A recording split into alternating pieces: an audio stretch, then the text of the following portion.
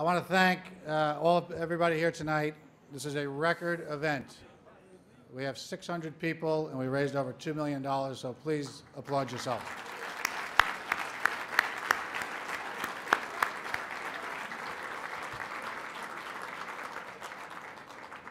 The dinner chairs, Tim White, Kevin Quinn, and Martin Fior did a lot of work on this, and I want to reach out and say thank you for a really hard work and great job.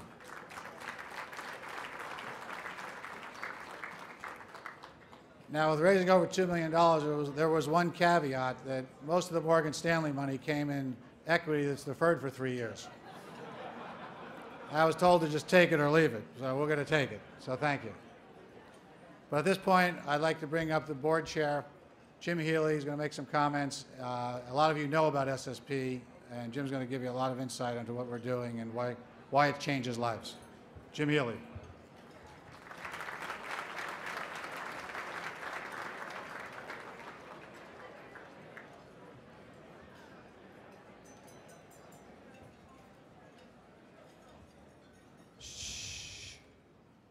Well, I'd like to echo Jerry's comments and welcome everybody and thank you for being here tonight. I've come to a lot of these dinners over the years, and this is the best crowd, and I think I want to thank you for coming out to support SSP and also to recognize our honoree, Colm Kelleher at Morgan Stanley.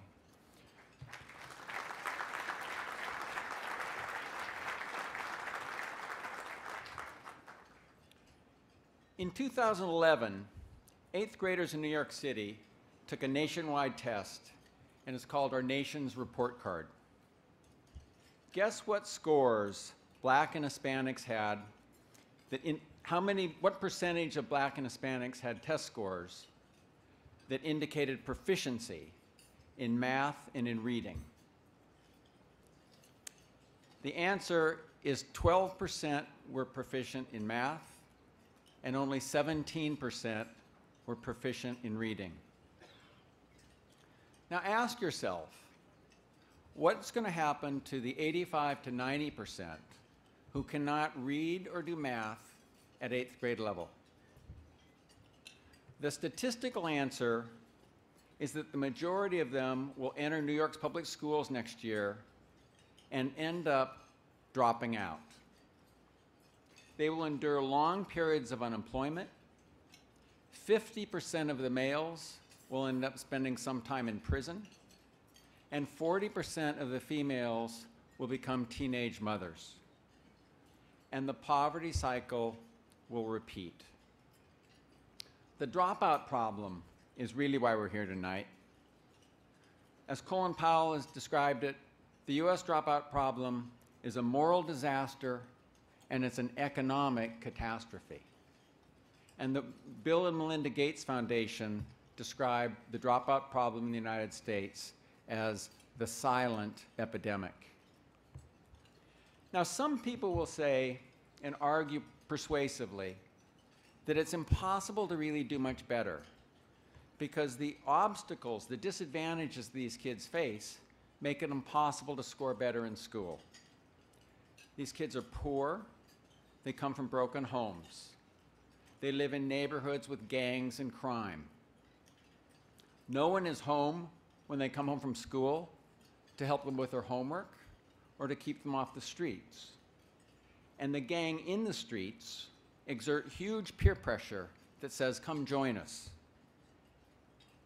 And they don't see very good alternatives because most of them don't have successful role models to look to. No one has high expectations for them, and school seems irrelevant. So that's the argument as to why it's impossible. And when you stack up all of these problems, I got to tell you, I think the argument is convincing. It is impossible to eliminate all of these problems. But the answer is not to give up. The answer is to figure out a way around these problems.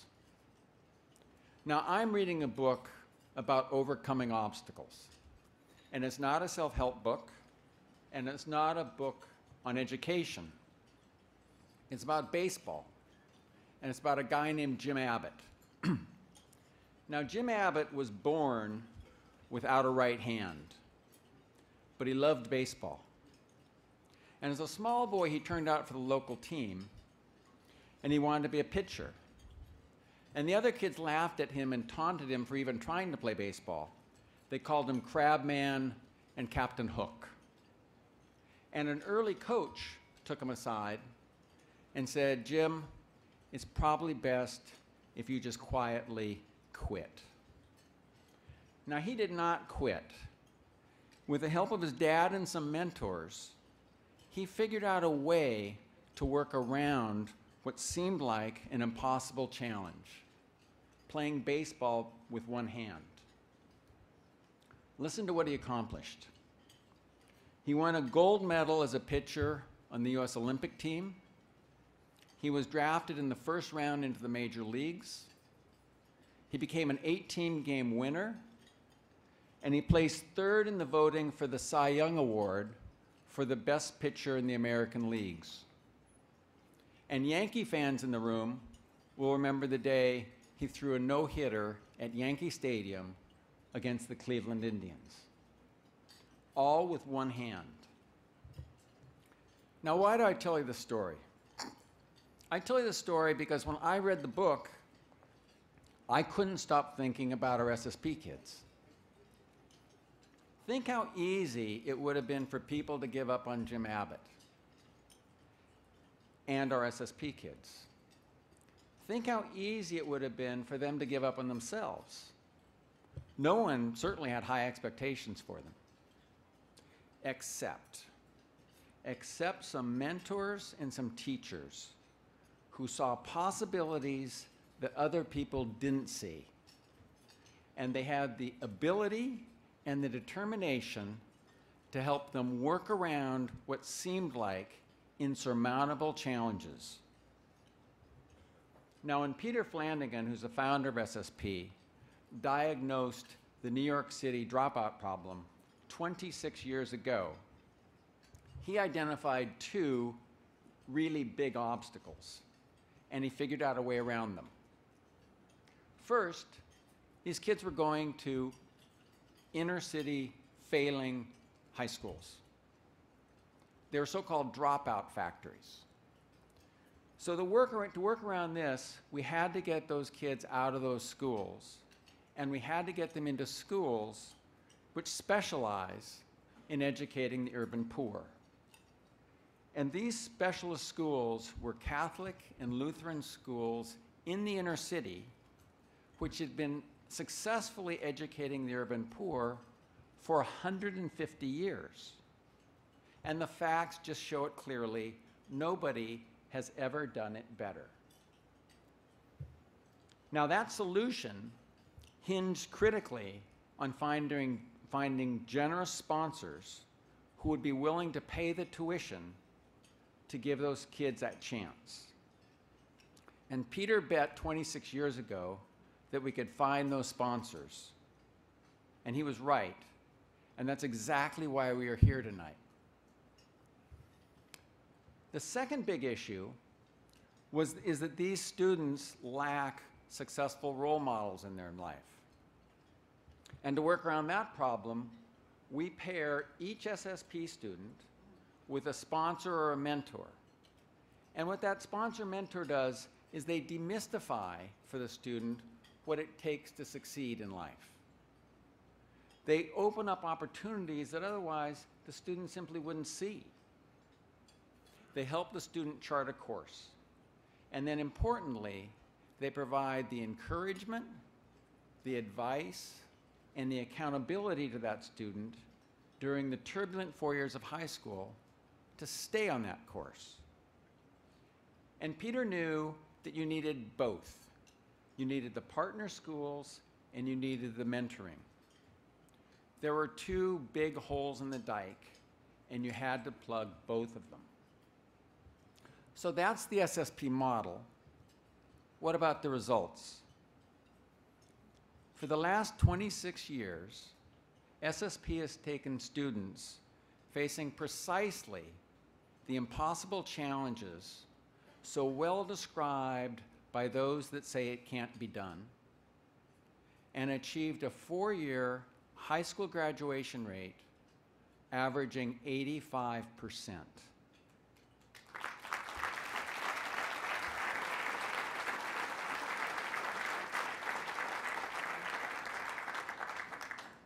Now that is among the highest graduation rates achieved in any school district in the entire United States. But these kids don't just graduate from high school.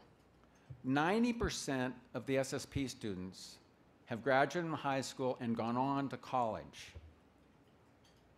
The class that graduated last June is a perfect example. They had a 4-year graduation rate of 84%, and listen to this, a whopping 95% of them went on to college.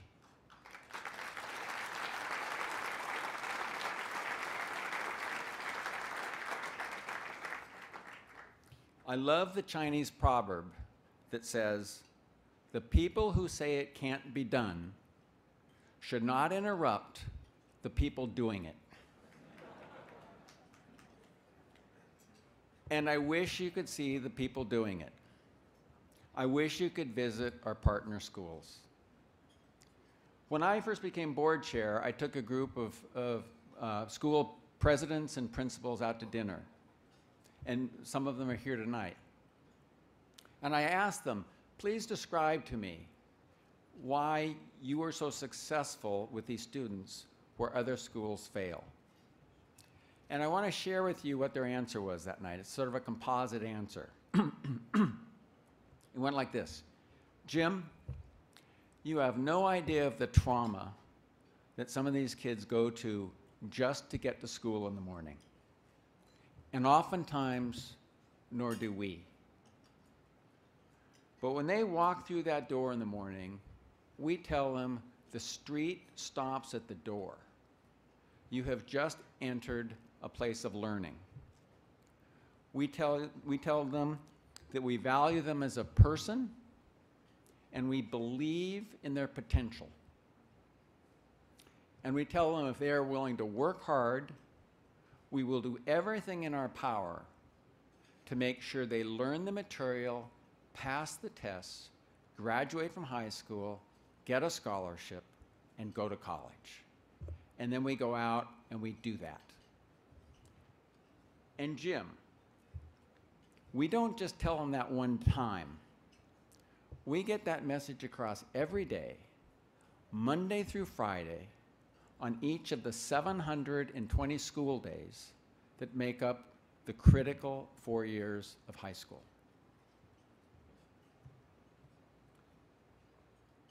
And I think the record speaks for itself. That's precisely what they have done for 26 years with the 5,000 SSP graduates we've had over that period.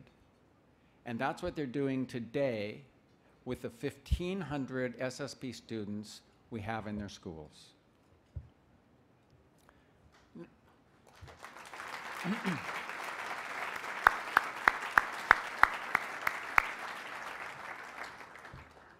Now, you've just heard me describe the SSP and the challenges these kids face. What I want to do is read part of a college application essay that an SSP senior wrote, which describes the challenges that she has faced in her own words. I grew up in the McKinley projects in the Bronx, notorious for gangs, crime, and violence. Nothing unusual in the Bronx.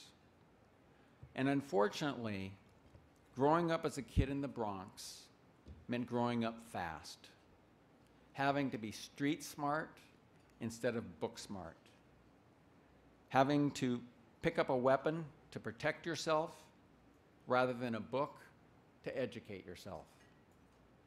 Where I am from, going to jail is like a rite of passage. It's a coming of age for a teenager. There are more people incarcerated or dying where I'm from than there are graduating from high school and going off to college. In the eyes of the people I grew up around, it wasn't cool to be intelligent. Instead, you'd get recognized for things like going to jail, selling drugs, committing murder, and being considered a hustler rather than a college graduate. People frowned on you if you spoke proper English. If you raised your hand in class too often or did well in school, people accused you of being stuck up or trying to be better than everyone else. People said you were trying to act white just because you went the extra mile, or if your outlook on your future was not the same as theirs. I remember hot summer nights that would consist of gunshots. Boom, boom, boom.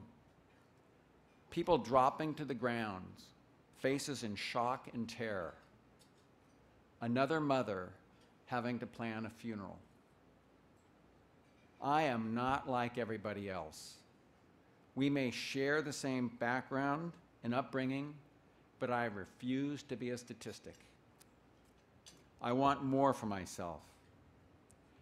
Because I'm a young girl in the Bronx, people want to categorize me and prejudge my future, thinking that I will be a teenage mother or a high school dropout. They are wrong. I will create footsteps for the next generation. I have a lot to give the world. I just need a chance to make that possible. Now, this student, with SSP's help, will graduate from Aquinas in June, and she is off on her way to college.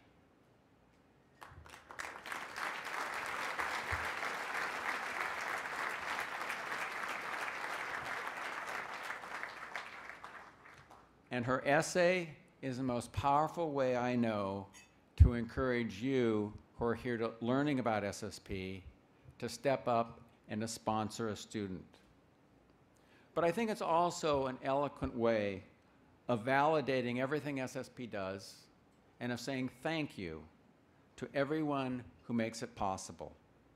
To our partner schools, to our SSP staff, to our SSP board members, to our Chairman's Council, and most importantly, to our sponsors, our mentors, and our supporters who make it all possible, and especially those tonight from Morgan Stanley and our honoree, Colm Kelleher.